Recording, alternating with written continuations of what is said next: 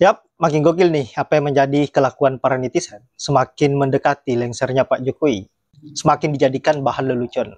Dan semakin terlihat bahwa Pak Jokowi semakin tidak ada harga dirinya sama sekali. Nah, untuk itu tanpa berlama-lama langsung saja kita lanjut videonya. Parodi lucu Pak Mulyono dan juga sindiran-sindiran lucu para netizen. Being responsible means respecting international laws and principle of the UN Charter consistently. Being responsible means creating win-win, not zero-sum situations. Being Om, apa bedanya Fir'aun zaman dulu dan Fir'aun zaman sekarang? Kalau Fir'aun zaman dulu mah ya, itu sukanya ngumpulin tukang sihir. Kalau Fir'aun zaman sekarang? Kalau Fir'aun zaman sekarang mah sukanya ngejualin pasir. Mobil Eropa, saya cari yang mobil Indonesia, mobil SMK. Oh. Apa maksud abang? Nanya mobil SMK. Kamu ngejek ya? Nanti kuburi kau. Mana ada mobil SMK? Mobil SMP. Mobil SMP yang ada. Aduh, entahlah. Nggak usah kalian tanya lagi mobil yang udah nggak ada. Emang ada pernah janjikan buat mobil SMK? Udah lah, nampaknya kita satu bumi udah mulai bertengki semua nih. Dan buat kalian, bapak itu nggak lama lagi mau pulang kampung. Cintai dia, sayangi dia. Itu kata pendukungnya, itu permintaan terakhir dari pendukungnya. Tolong harga itu, yang kupijak. Kau pak, hati-hati kau pak, jangan ngecek-ngecek itu kau. Letup juga kau nanti. Mulai Pak Jokowi kau ini. Mulai muncul. Terlihat kebingungannya.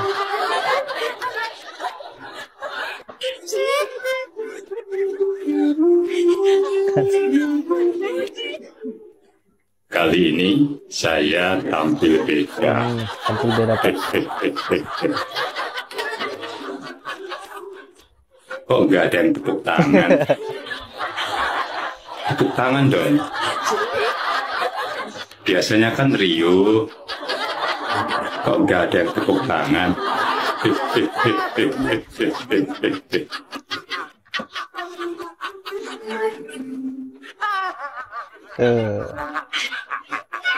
Belum pernah terjadi di dalam sejarah negara kita nggak punya ibu kota.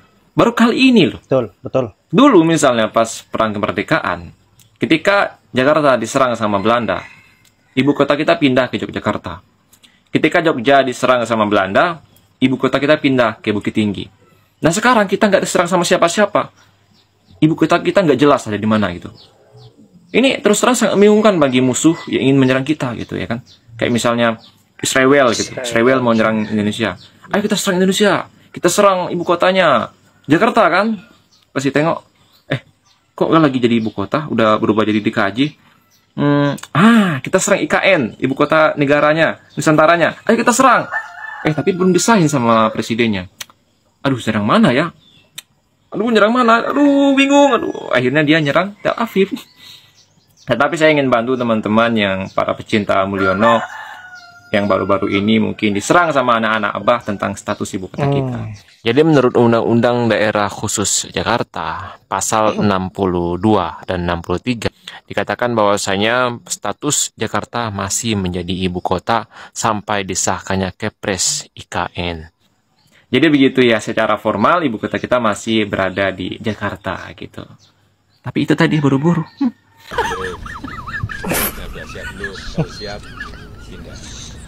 Kalian banyak kali tanya. Nanti kan kalau udah siap pindah. Ya kalau nggak siap-siap ya nggak pindah. Marah ya tuh Pak. Banyak kali tanya orang itu.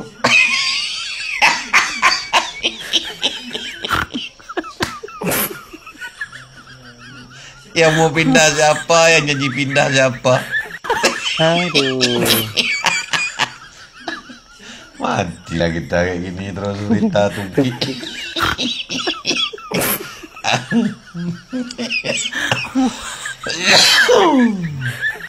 Par, pindah yuk.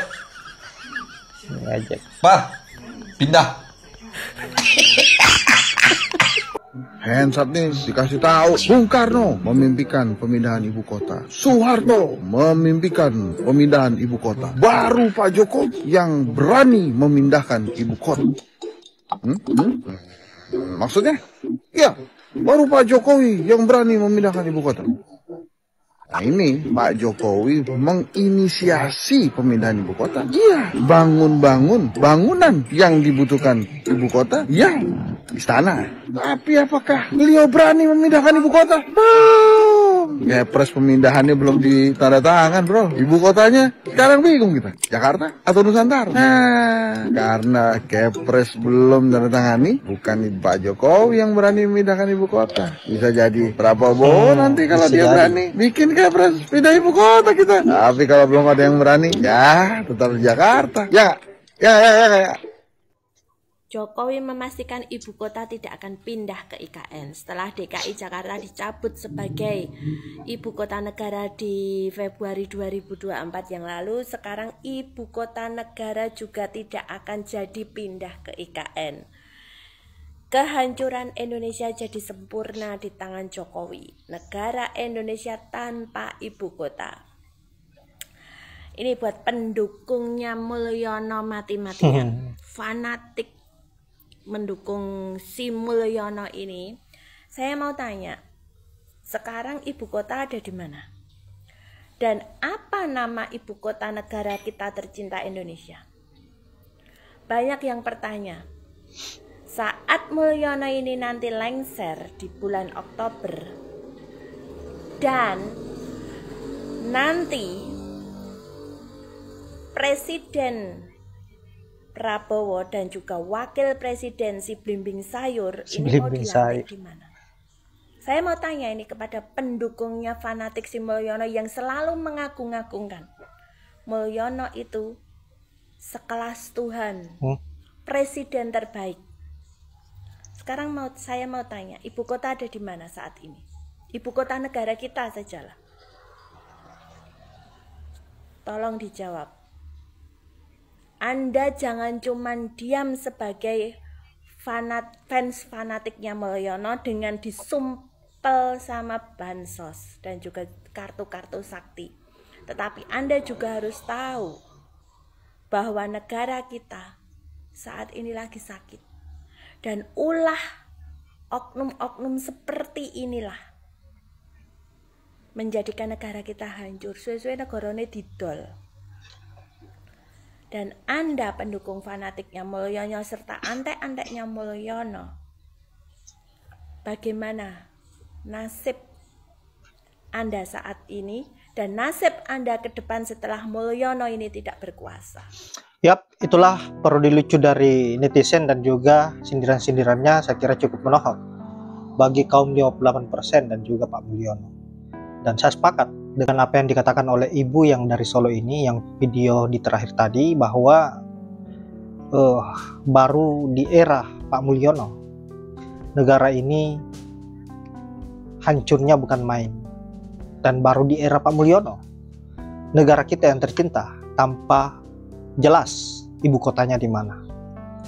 Dan inilah hasil dari pilihan kaum 58% yang begitu mudah untuk diperbudak hanya karena persoalan bansos. Nah, saya kira ini sudah menjadi pembelajaran besar bahwa kedepannya kalau memilih pemimpin, jangan berdasarkan karena pemberian mereka, pemberiannya yang hanya bersifat sementara, bukan jangka panjang atau bagaimana agar masa depan bangsa dan negara ini agar bisa lebih baik. Nah, hasilnya apa yang menjadi pilihan mereka? Dengan mudahnya menerima bansos dan menganggap Pak Mul sebagai sosok pemimpin yang luar biasa, tetapi nyatanya luar biasa karena Pak Mul hanya memikirkan kepentingan pribadinya, kepentingan anak-anaknya, dan kepentingan kelompoknya. Rakyat berada di urutan terakhir bagi Mulyono. Baiklah sahabat-sahabat, saya kira hanya itu. Terima kasih sudah menyempatkan diri untuk menonton. Semoga ada manfaat dari video yang saya up. Saya akhiri dengan ucapan wallahul muwaffiq ila aqwamit thoriq. Assalamualaikum warahmatullahi wabarakatuh.